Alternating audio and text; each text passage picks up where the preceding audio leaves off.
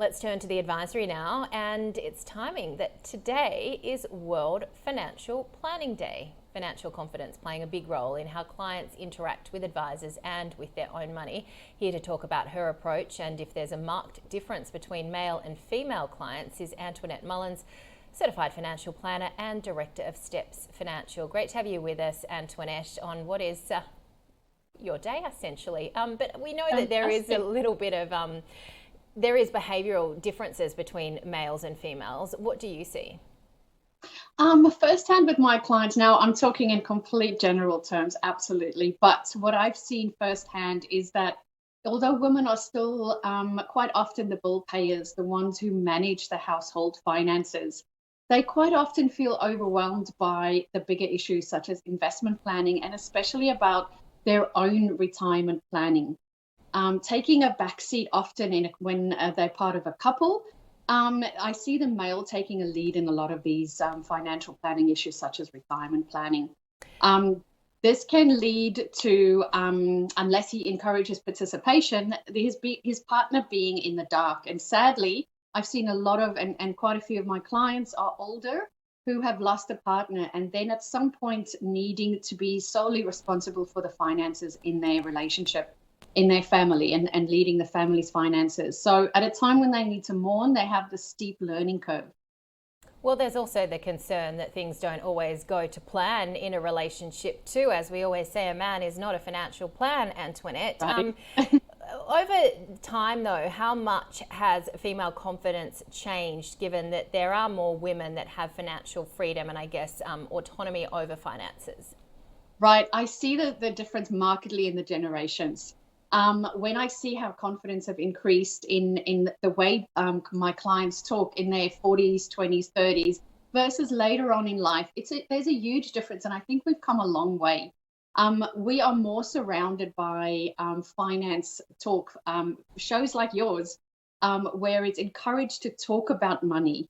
We have online resources that encourage you to model retirement options and insurance needs. You get more statements and friends talk more about money than ever before. But when it comes to the older generation, I still see a let him handle it approach when there's a couple. And I still see that confidence not being there yet. I think we can go a long way, especially in the over 50s and definitely over 60s generation, to encourage them not only to have more financial capability, but confidence. All right, we need more women, more females watching ausbiz, Antoinette. What differences are the main differences that you see in the way that males and females manage their investments? I see a huge difference, especially when it comes to their views on investments, not only the knowledge in it and the confidence that brings, but in their approach to risk. Females are generally more risk aware, not risk averse, just more aware of the risks. Whereas males tend to have a more she'll be right approach, although they do take calculated risks. I'm sure there's a lot of recent share trade research about the differences between the two genders. But one of the first was in the 90s, where over 35,000 households were surveyed about their approach with share investments. And it was really interesting that men traded with shares 45% more and more often than women. But on average, females returned 1.4% higher return. And the difference was even more marked in single male and females. Single men traded 67% more, where they earned 2.3% less than their female surveyed clients.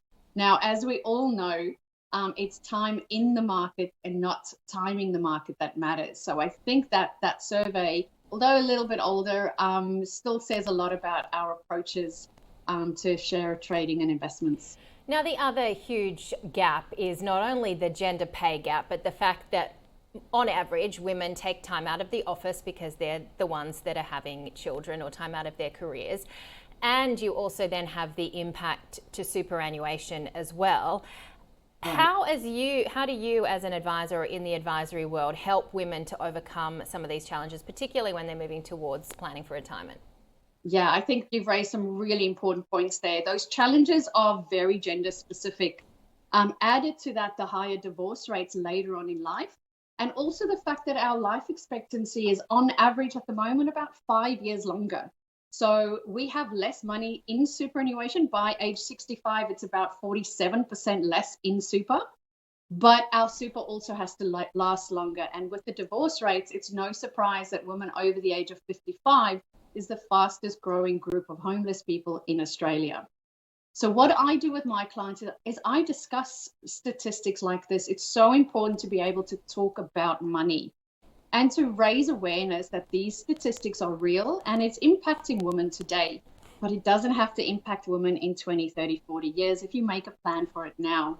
So not only do advisors need to encourage their female clients, whether part of a couple or single, to really take charge of their money and to plan for tomorrow and the day after that. But also we should anybody listening today should talk about money more. And I'm not just talking about money and helping kids with their money. Talk about money with your mum and your grandmom and really understand their views on money so that, have open discussions. I know men go on the golf course and talk about shares, and hubby comes back and say, what about this and this? I've started doing that with my girlfriends about 10 years ago and all of their superannuations. And we talk about that sort of stuff. Talk about money more. And I think we can close the gap then.